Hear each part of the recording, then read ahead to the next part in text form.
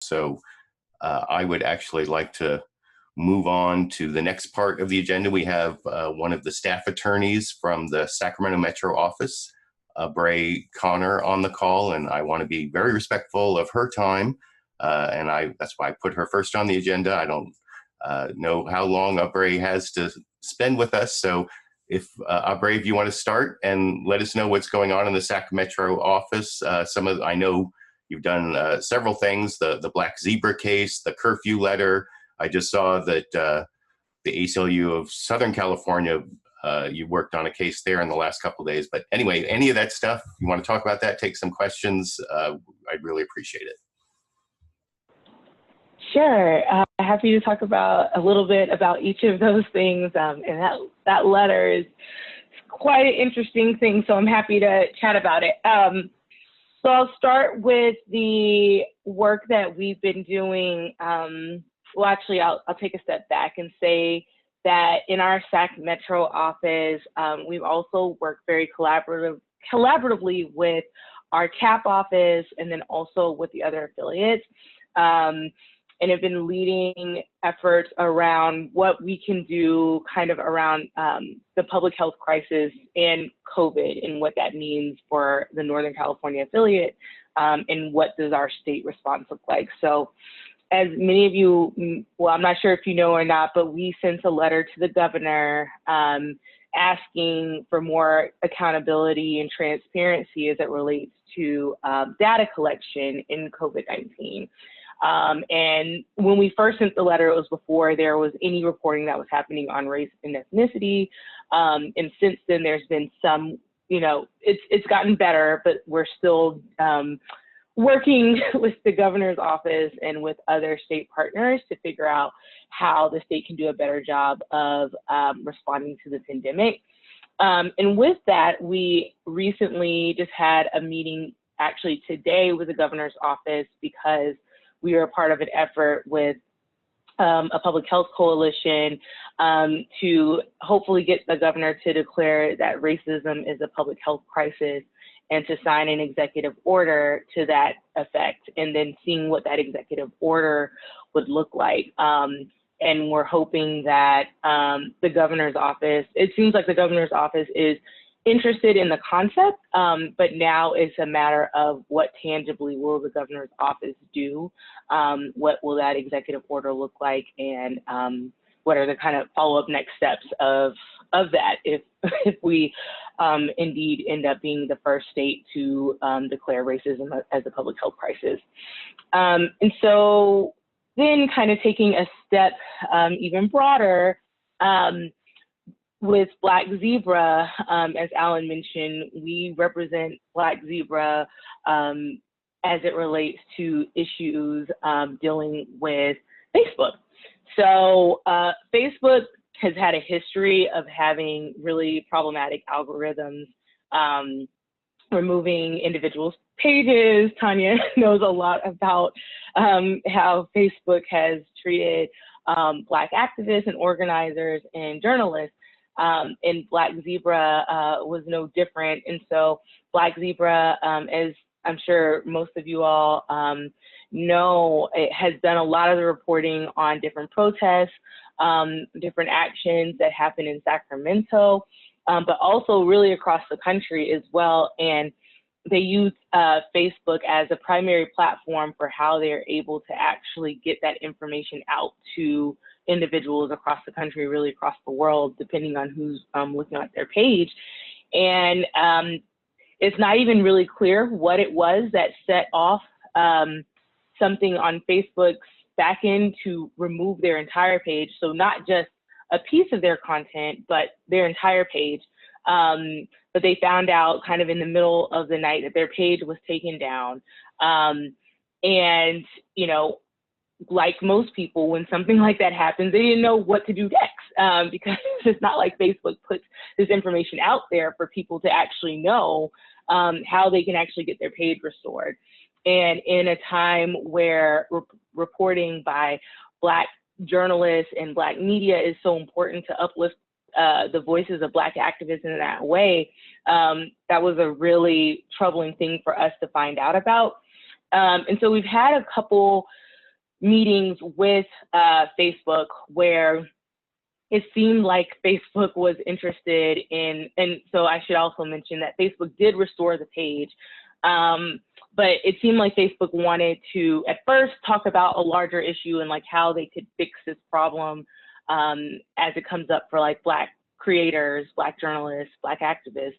But then we had a follow-up conversation with Facebook, and it seemed like they wanted to really keep the conversation narrowed to Black Zebra and not answer just basic questions about what it was that triggered the page being removed, and how, you know, can they prevent that from happening in the future, and what is actually in place to keep that from happening, not just to Black Zebra, but to Black creators all across the country, especially in a time right now when there's a lot of activity on, you know, individuals and journalist pages covering protests and demonstrations.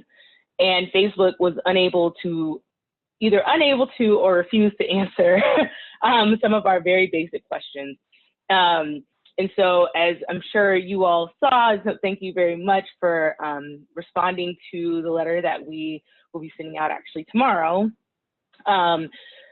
We are just trying to get simple answers from Facebook about things that people have asked about for years. And Facebook, as maybe some of you all saw in the hearings that have happened in the last couple of days, they just do not do a good job of actually thinking through how they can be a better partner when it comes to civil rights issues, as it relates to Black content. And so that's where we are with Facebook right now.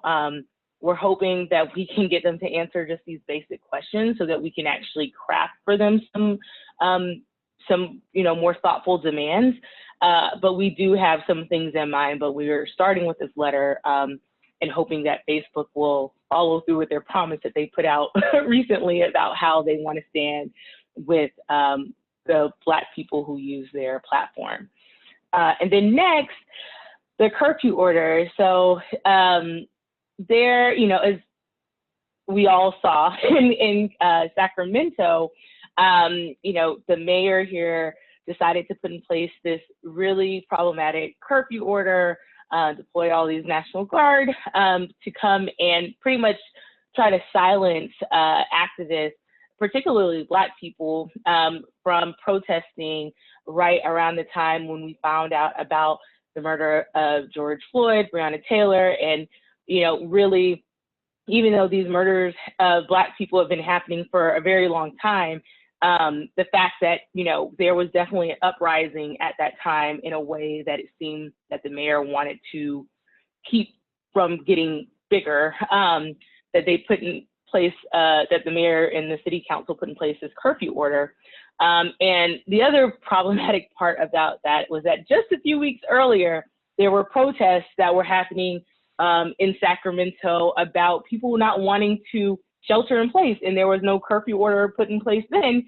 And so it seemed as though, in addition to the fact that the city council and the mayor was like, you know, this in and of itself is enough for us to try to keep people in the house, that when there were other protests and demonstrations that were happening, that the city did not react in that way. So we sent a letter to the city council and to the mayor asking them to lift the curfew order, and they did. So at first, they responded back and said they were going to monitor the curfew order throughout the weekend. And Saturday morning at like 9 a.m., the mayor decided to lift the curfew order.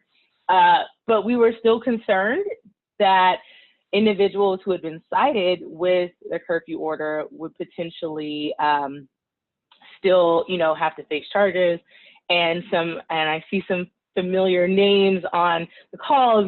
So there are some people who we had conversations with to kind of see, you know, what was the best strategy to make sure that that did not actually happen, that people weren't actually charged with curfew order violations. And LA had done, you know, just maybe a day or so before, had decided they weren't going to move forward with any curfew order violations. So we sent a follow-up letter to the city attorney and to the DA, basically saying you all shouldn't be moving forward with these curfew order violations because the curfew order in and of itself was unconstitutional.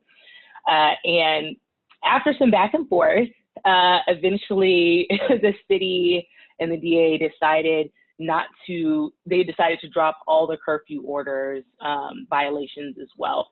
And we're continuing that work in other places. So that happened in Sacramento. There continues to be work in Alameda County and other places across the state where they're kind of using the model of what we did here in Sacramento to further that in other places where the city has not potentially dropped the curfew order violations. And then the last thing I'll say is there was a letter that we sent recently. There was a Black teacher who wore a phenomenally Black t-shirt to school. She was a 7th grade teacher down in Kern County. And when she wore the t-shirt, she was reprimanded for wearing that t-shirt. However, not that long prior, she wore a Phenomenal Woman t-shirt, and she was told that was a great message and encouraged to wear that shirt again. She also faced issues with when she wore a dashiki during Black History Month, like non-Black staff members pulling on her dashiki and asking her why she was wearing a dashiki, as though there was an issue with that.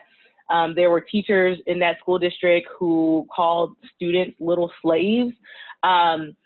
In addition to that, students were told at the school that she taught at that they had to stand for the Pledge of Allegiance. And when she kind of raised all of these issues with the superintendent as kind of being an ongoing problem for Black students, Black teachers, and just the hostile environment that was created for her and for everyone else, she was told that she wasn't asked to come back and teach for the following year. So in addition to that being a huge problem, we had additional concerns with the fact that this school district has yet to answer for how the environment that is creating for the Black staff that's still there and for the students who are still in that school district. We actually just received a 4-sentence response from the school district, which is that it's a personnel matter, all of it, except for the fact that they are creating a welcoming environment. So we have started part 2 of our advocacy campaign, which should launch within the next few days. And there are some people who are very interested who have some platforms in helping with part 2. And so we're hoping that all of those things will potentially move the school district because they obviously just don't want to, they're hoping that, this will go away quickly as opposed to responding to our demands in the letter, which are very simple. Things like, have cultural competency training, make sure that there's funding for Black students in the LCAT, just like basic things that you would think that a school district would want to do regardless. They just refuse to engage in it at all. So I'll stop there. Okay, that was great. Thanks, Abre, for the update on those 3 cases there. And by the way, for everyone who has a copy of the agenda, if you click on the background materials for the meeting, the Facebook demand letter regarding the Black Zebra case, you can look at the demand letter that the Sacramento chapter signed on to. I think a whole bunch of groups signed on to that. I don't know if anyone has any questions they wanted to ask Abre. This would be, I think we have a few, like 5 or maybe even 10 minutes left for that. Does anyone want to ask any questions about what's going on in the Sac Metro office, or otherwise we can let Abre leave, but as long as we have her here. Yeah, and I'm happy to elaborate on any other things if I wanted. I was trying to time it with the idea that there may be questions, but if not, I'm happy to elaborate or not. Yeah. So. Is the ACLU doing anything about the issue of school closures and openings and all of that whole issue? Yeah, so I wrote a letter about remote graduations, and we've been looking at kind of what a school opening should look like at this point, but it's kind of a case-by-case basis. So I'd say at this point, like, we're saying that school districts should be, if they're going to continue in the remote setting, that they need to ensure that they are giving parents and students the tools that they need. And that was a letter that we sent out to school districts all across the state, basically saying that, you know, you need to make sure that the remote learning resources that you have are adequate. We had a meeting with the state superintendent to talk about technology needs and how it impacts, in particular, students in the Central Valley. And it seems like the state superintendent is interested in figuring out how they can ensure that the resources, so for instance, there's like Zoom, but an education-based Zoom that school districts should be using to kind of get around some of the privacy issues and concerns that come up. And a lot of school districts, for instance, aren't using that. And they're not telling students that it exists and that they get access to it for free. So we've been working with like the state superintendent to flag these issues as they come up. And, you know, we are still following the LCAPs that have been delayed for several months, and hoping that school districts are like ensuring that they are making that process open and actually allowing for parents and students to meaningfully participate in the LCAP process, even if we're in the midst of a pandemic, because they're still going to be voting on the budget and how these resources are allocated. So that's a lot of what we've been doing. And we're also in the midst of updating our Know Your Rights information to be also reflective of things that have been coming up since COVID.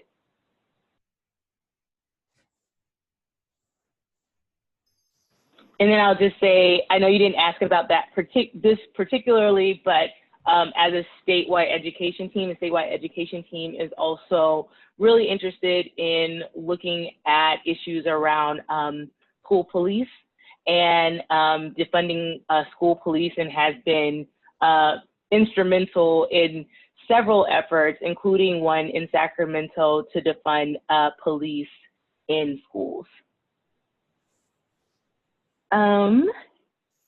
Tammy may have more info on that, the question in the chat box.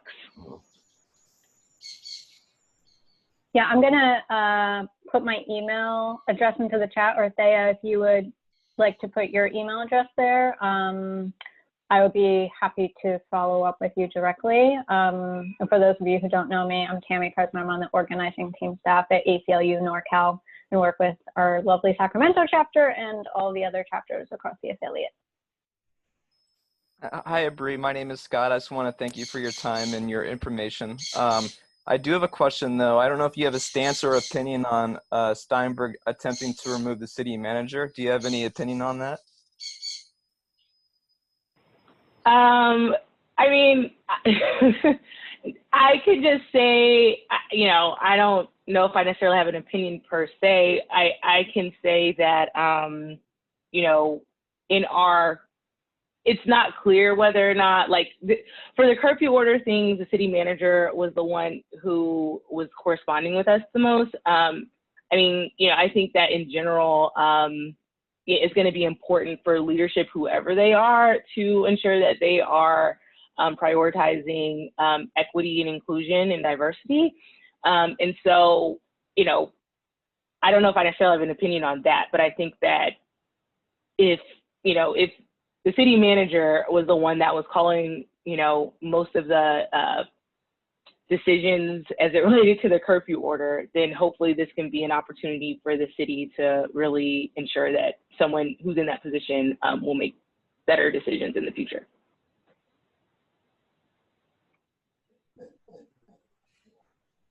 Abre, do you, in relation to that, not specifically about the removal of the city manager part, but the strong mayor part, does ACLU have a position on whether strong mayor makes things more democratic? You said whether a strong mayor? Yeah, the strong mayor, the policy of strong mayor, whether or not that makes cities or municipalities more democratic.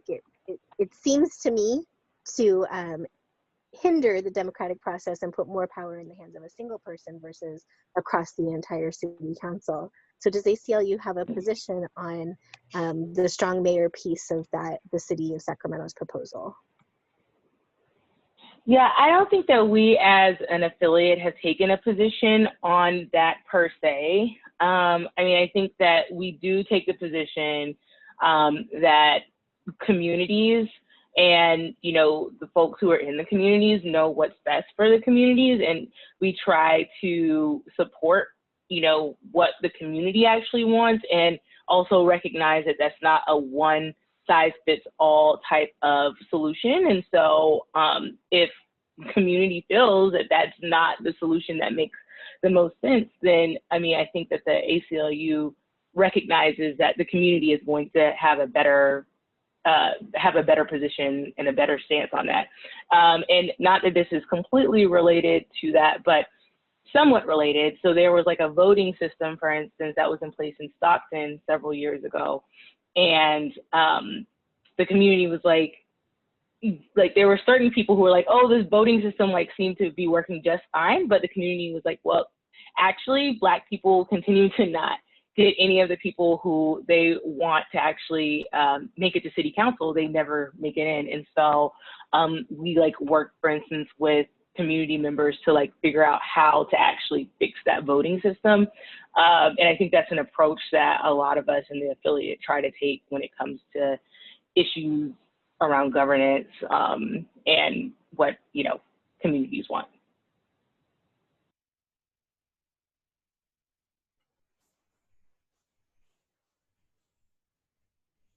Okay. Unless anyone has any other questions for Abre, I think I promised Abre about 20 minutes and I think we're over. So I really appreciate you taking the time after 7 o'clock. I know you spend a lot of time working during regular business hours. So it's great for you to come to our chapter board meeting and let us know some of the things you're doing. Happy to be here. Thanks so much for having me. And I like happy to see some familiar faces and names and things as well. So thanks so much for having me tonight. Okay. All right. Thanks. Bye. Bye-bye.